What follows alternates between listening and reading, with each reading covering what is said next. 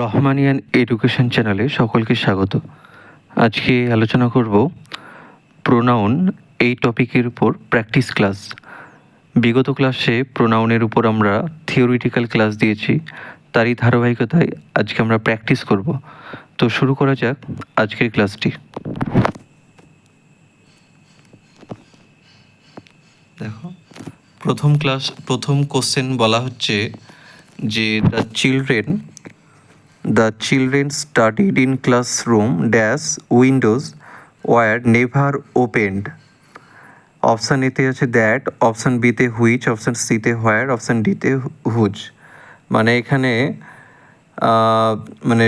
এটার মানে হচ্ছে শিশুরা এমন একটা ক্লাসরুমে পড়তো যার জানালাগুলো খোলা ছিল না, এরকম অর্থ। তাহলে এখানে দেখো যে শিশুরা ক্লাসরুমে পড়তো, তো উইন্ডোজ মানে জানালাগুলো কার? ক্লাসরুমের জানালা বোঝাচ্ছে। তাহলে যখন একটা জিনিস আর একটা জিনিসের মালিকানা বা আরেকটা জিনিসের সম্পর্কে বোঝায়, তখন আমরা কি ব্যবহার করব? হুজ ব্যবহার করব। ঠিক আছে, তার জন্য এই কোশ্চেনটার সঠিক অ্যান্সার হয়ে যাচ্ছে তোমার হুজ। ওকে, সঠিক অ্যান্সার হচ্ছে হুজ। সাধারণত যখন অধিকার প্রকাশ করে তখন সেখানে আমরা হুজ ব্যবহার করি। আর হুজ এরপরে কি হবে? নাউন। ঠিক আছে, মানুষের অধিকারে থাকা জিনিসকে বোঝানোর জন্য আমরা হুজ ইউজ করি, কিন্তু জড়বস্তুর যখন অধিকারে থাকে, জড়বস্তুর অধিকারে বোঝালে হুইচ ইউজ করতে হবে। ঠিক আছে, জড়বস্তুর ক্ষেত্রে যদি অধিকার বোঝানো হয় সেই ক্ষেত্রে হুইচ ইউজ করতে হয়। আর এখানে আমরা দেখলাম যে ক্লাসরুমের সঙ্গে ক্লাসরুমের অধীনে কিন্তু জানালাটা রয়েছে, সুতরাং এখানে আমরা হুজ ইউজ করব। ঠিক আছে, যখন কোনো একটা জিনিস আর একটা জিনিসের মালিকানা বা সম্পর্ক বোঝায় তখন আমরা কি ব্যবহার করি? হুজ ব্যবহার করি। এখানে ক্লাসরুমের উইন্ডোজকে বোঝানো হচ্ছে। ওকে, নেক্সট হচ্ছে choose the correct sentence. Whose pen is this. আর অপশান বিতে আছে হুজ ইজ দিস পেন। সঠিক সেন্টেন্স কোনটা হবে এটা বলতে হবে। এখানে দেখো যে whose plus noun, when whose is directly followed by noun it works as a determiner. যখন হুজের পরে নাউন থাকবে তখন হুজটা ডিটারমিনার হিসাবে ইউজ হবে। তাহলে হুজ পেন ইজ দিস, এই অপশানটাও ঠিক হচ্ছে। আবার হুজ ইজ দিস পেন, এই ক্ষেত্রে হুজটা কিন্তু প্রোনাউন হিসাবে ব্যবহার হয়েছে। ঠিক আছে, যখন হুজ এর পরে ভার্ব ইউজ হবে তখন সেটা প্রোনাউন হিসাবে ইউজ হবে। সুতরাং এই কোশ্চেন এটাও ঠিক। ঠিক আছে, নেক্সট কোশ্চেন দেখো যে হুজ ইজ দিস পেন। তাহলে এখানে হুজটা কি? তাহলে এটা প্রোনাউন হবে, তাই না? এরপরে দেখো যে the children studied in classroom whose windows were never open. এখানে হুজের তলায় আন্ডারলাইন আছে। হুজটা কি? এখানে হুজটা কিন্তু রিলেটিভ প্রোনাউন। অপশান সি হচ্ছে সঠিক অ্যান্সার। ঠিক আছে, হুজ তারপরে নাউন, তার আগে নাউন অথবা প্রোনাউন এরকম যদি থাকে, নাউন অথবা নাউন ফ্রেজ, আর হুজের পরে যদি নাউন থাকে তবে আমরা হুজটাকে কি বলবো? রিলেটিভ প্রোনাউন বলবো। ওকে, নেক্সট কোশ্চেন দেখো the children studied in classroom whose windows were never open. The underline part whose windows were never opened. এটা কি? এই যে whose windows were never open, এটাকে কি বলা হচ্ছে? এইটা হচ্ছে অপশান এতে আছে নাউন ক্লজ, অপশান বিতে আছে অ্যাডজেক্টিভ ক্লজ, অপশান সিতে আছে অ্যাডভার্ব ক্লজ, আর অপশান ডিতে আছে এ প্লাস বি দুটোই। কোনটা সঠিক অ্যান্সার হবে? এটা সঠিক অ্যান্সার হবে অ্যাডজেক্টিভ ক্লজ। নাউনের পরে রিলেটিভ প্রোনাউন দিয়ে যে ক্লজটি থাকে সেটি হচ্ছে অ্যাডজেক্টিভ ক্লজ। ঠিক আছে, নাউনের পরে রিলেটিভ প্রোনাউন দিয়ে যে ক্লজটা থাকে, ঠিক আছে, সেইটা হচ্ছে তোমার অ্যাডজেক্টিভ ক্লজ। যেহেতু এখানে দেখো হুজের আগে যেগুলো আছে সেটা তো নাউন ফ্রেজ, তাই না? নাউন ফ্রেজ বা নাউন, তারপরে হুজ দিয়ে আবার একটা কি হয়েছে, নাউন শুরু হয়েছে, আর একটা ক্লজ শুরু হয়েছে, তাই তো? আমি কি বললাম যে নাউনের পরে রিলেটিভ প্রোনাউন দিয়ে যে ক্লজটা থাকবে সেই ক্লজটা হয়ে যাবে অ্যাডজেক্টিভ ক্লজ।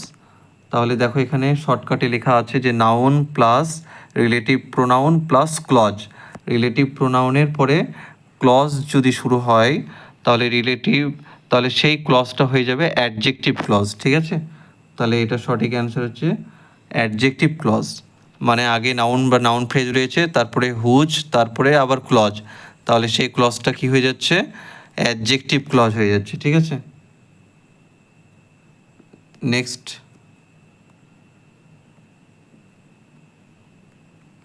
পরের কোশ্চেনটা দেখো যে মাই dog is smarter then dash. My dog is smarter then dash. এখানে অপশান এতে দেয়ার আছে, অপশান বিতে দেয়ার্স আছে, অপশান সিতে ইওর আছে, অপশান ডিতে হার আছে, এবং অপশান ইতে আছে উই। কোনটা হবে? আচ্ছা, মনে রাখবে যে my, your, his, her, their, etc এগুলোকে আমরা সিঙ্গেল পজিটিভ বলি, ঠিক আছে? আর এগুলোর পরে নাউন থাকাটা বাধ্যতামূলক। তাহলে এগুলোর পরে নাউন কি থাকবে? নাউন থাকাটা বাধ্যতামূলক। এই ক্ষেত্রে তাহলে তোমার কি হবে? এখানে মাই ডগের সাথে দেয়ার ডগের তুলনা করায় পরবর্তীতে ডবল পজিটিভ দেয়ার্স ব্যবহার করা হয়েছে এখানে, ঠিক আছে?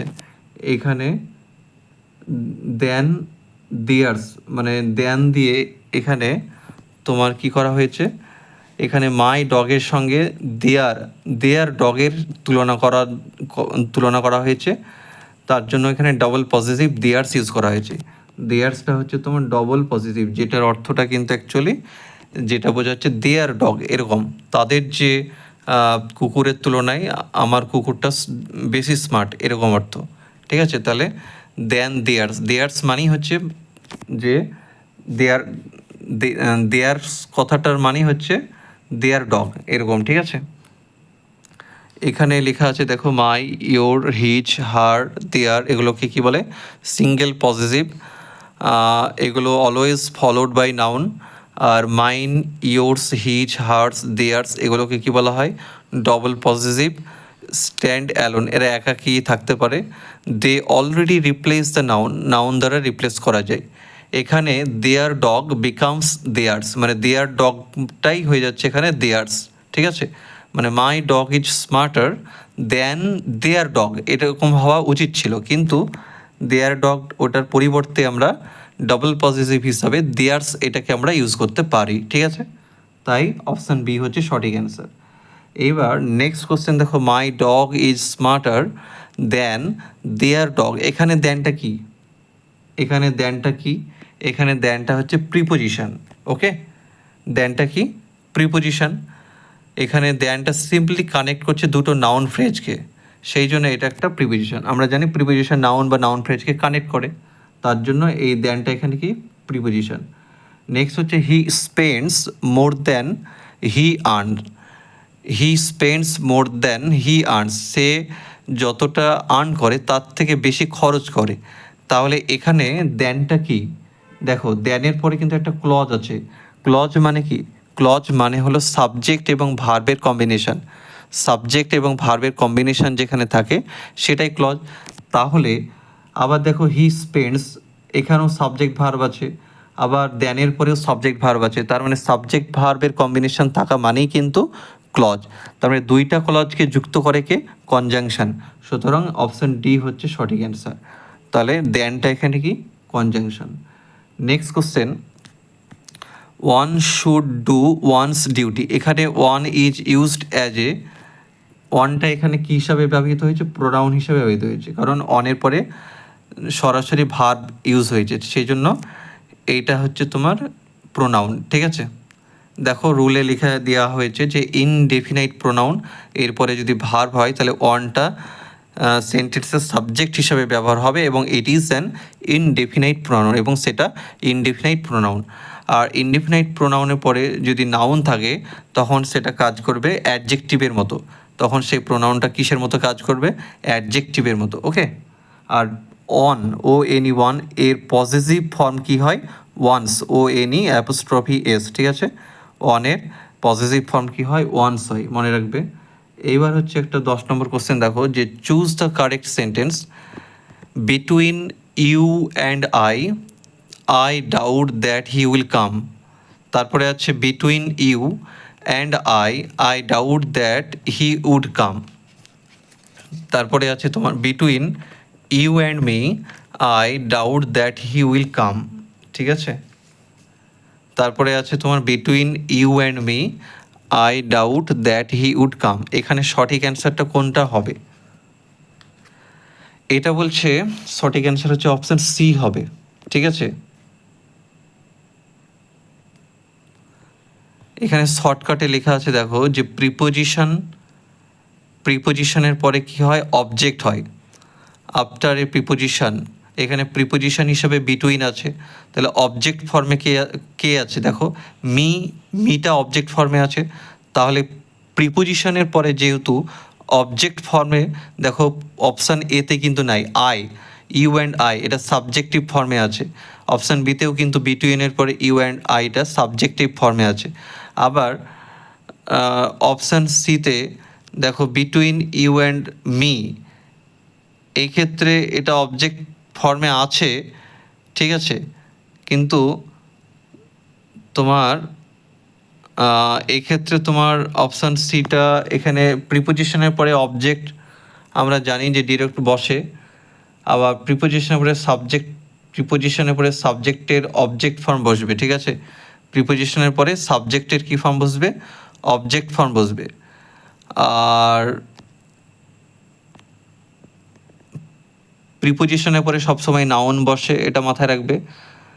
আর প্রিপোজিশনের পরে যদি ভার্ব থাকে তাহলে সে ভার্বটাকে জিরান্ড করে দিতে হবে, ঠিক আছে? তো অপশান সিটা এখানে সঠিক অ্যান্সার। তো দেখো between you and me object ফর্মে আছে, ইউ এবং মি। তারপরে I doubt that he will come, এখানে এই সেন্টেন্সটা সঠিক হচ্ছে, কিন্তু দেখো অপশান ডিতে I doubt that he would come, এখানে উড কথাটা ছিল, এই জন্য এটা ভুল। এখানে উডটা কেন হবে? এটা তো সিম্পল প্রেজেন্টের কথা বলা হচ্ছে, তাই না? সেই জন্য অপশান সিটাই হচ্ছে সঠিক অ্যান্সার, হি উইল কাম। এবার হচ্ছে প্রিপোজিশন, এরপরে নেক্সট কোশ্চেন আমরা যাব।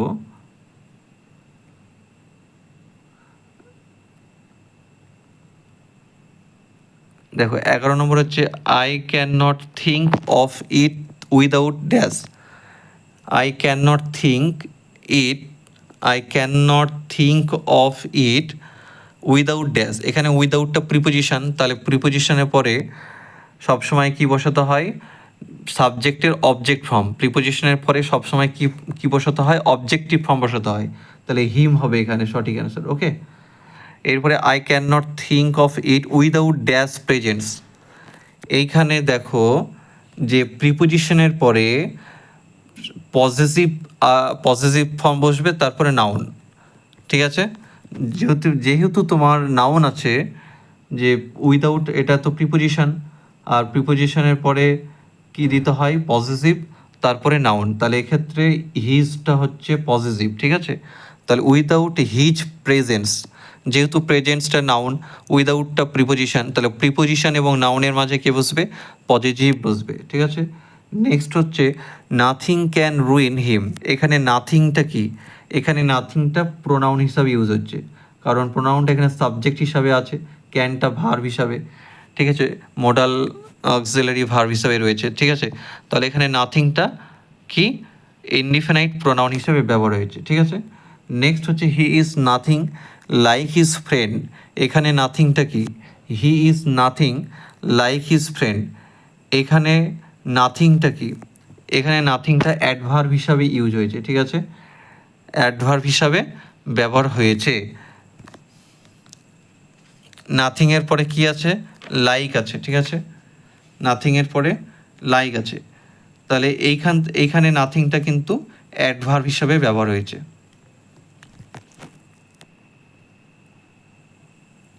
সাবজেক্ট ভার্ব আর লাইক এটাকে মডিফাই করছে কে নাথিং, তাহলে এইটা নাথিংটা কি হবে অ্যাডভার্ব হবে, যেহেতু লাইক এটাও তো একটা ভার্ব তাই না, তাহলে সেই ভার্বটাকে মডিফাই করছে কি নাথিং, তাহলে নাথিংটা হচ্ছে তোমার অ্যাডভার্ব হলো। নেক্সট কোশ্চেন দেখো, there is nothing in the box, এখানে নাথিংটা কি হবে, এই ক্ষেত্রে নাথিংটা দেখো দেয়ার ইজ নাথিং কোনো কিছু নাই, এখানে নাথিংটা প্রোনাউন হিসাবেই ব্যবহার হয়েছে, ঠিক আছে। দেয়ার দেয়ার দিয়ে শুরু হয়েছে, তারপর ভার্ব, তারপর তো সাবজেক্ট দিতে হয়, তাহলে সাবজেক্ট হিসাবে কে বসে প্রোনাউন অথবা নাউন, তার জন্য নাউন নাথিংটা এখানে প্রোনাউন হিসাবে ব্যবহার হয়েছে।